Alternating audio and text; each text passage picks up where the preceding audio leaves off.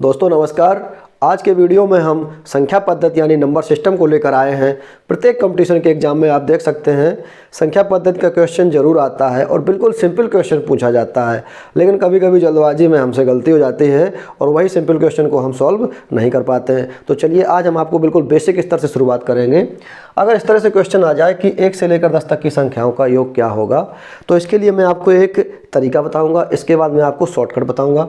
तरीका क्या होता है कि कोई भी लगातार 10 संख्याओं का योग हो या कितनी भी संख्याओं का योग पूछा जाए तो इसका एक फॉर्मूला टाइप का होता है कि पहली प्लस अंतिम यानी पहली संख्या और अंतिम संख्या को आप जोड़कर बटे 2 कर दें और गुणा जितनी भी संख्या पूछी जाए, जैसे यानी पदों की संख्या। ये एक तरह का फॉर्मूला होता है।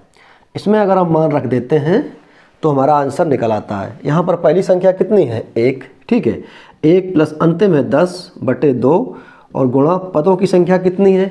पद भी यहाँ पर 10 दिए गए हैं तो यहाँ पर 10 लिख देंगे।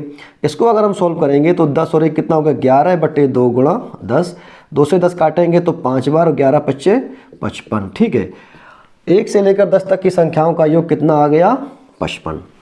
इसी तरह से अगर इस तरह से पूछ लिया जाए कि 41 से लेकर 50 तक की संख्याओं का योग क्या होगा, तो हम यही करेंगे कि पहली प्लस अंतिम बटे 2 गुणा पदों की संख्या। तो पहली कितनी है? 41। ठीक है, 41 प्लस अंतिम कितनी है? 50 बटे 2 गुणा पदों की संख्या। पद यहाँ पर 10 दिए हैं, ठीक है, गिन सकते हैं 10 पद हैं।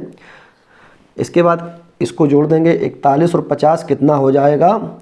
ये हो जाएगा हमारा 91 बटे, अब 2 से हम 10 काट सकते हैं तो 5 बार, तो 91 गुणा 5 कर देंगे तो कितना हो जाएगा? ये 5 एकम 5, 5 निम्न 45, 455। ऐसे ही दोस्तों हम इस क्वेश्चन को भी सॉल्व कर सकते हैं और इसको भी। अब मैं आपको इसका शॉर्टकट बता रहा हूँ। अगर आपको ये फॉर्मूला यूज नहीं करना है, आपको 1 सेकंड में आंसर देना है, उसके लिए फॉर्मूला ये होता है कि लगातार अगर 10 संख्याएं हैं, कोई भी लगातार 10 संख्याएं हैं, तो आप 5वीं संख्या ढूंढ लीजिए। ठीक है, शुरू से लेकर 5वीं संख्या क्या है? यहाँ पर 5वीं संख्या कौन सी है? ये 5। ठीक है, आपको इसमें एक 5 और लगा देना है, ये आपका आंसर आ गया। इसी तरह इसमें देखेंगे कि लगातार 10 संख्याएं दी हैं तो हमें 5वीं संख्या देखना है। तो 5वीं संख्या कौन सी होगी? 1 2 3 4, 5वीं ये है 45। ठीक है दोस्तों, इस 45 में आप एक 5 और लगा देंगे, आपका आंसर तुरंत आ जाएगा। देखिए हमने यहाँ पर फॉर्मूला भी यूज किया था, यहाँ भी इतना ही टोटल निकला था। अगर ये क्वेश्चन दिया हो तो 5वीं संख्या कौन सी है? तो 1 2 3 4, 5वीं संख्या यहाँ पर ये है 87। ठीक है, इसमें एक 5 और लगाना है, बस 5वीं में एक 5 और लगा दीजिए। अगर ये बड़ा क्वेश्चन इस तरह से मिल जाए तो हम क्या करेंगे? 1 2 3 4, 5वीं संख्या क्या है? यहाँ 256, इसमें एक 5 और लगा दीजिए, ये आपका आंसर आ जाएगा दोस्तों। तो दोस्तों मैं आपको इसका एक शॉर्टकट तरीका और बता रहा हूँ। हमें कुछ नहीं करना है, बस ये देखना है कि अगर लगातार 10 संख्याएं दी हैं, ठीक है, तो अगर पहली संख्या में आप 4 जोड़ दें, ठीक है, पहली में आपको 4 जोड़ना है, यानी 4 कितना हो गया? 5। इसके बाद बस 5 लगा देना है। दोस्तों बात समझ में आ रही है? पहली संख्या में 4 जोड़ना है, इसके बाद 5 लगा देना है। तो ये 41 थी, इसमें अगर हम 4 जोड़ेंगे तो कितना हो जाएगा? 45। एक 5 और लगा दीजिए, ये आपका आंसर।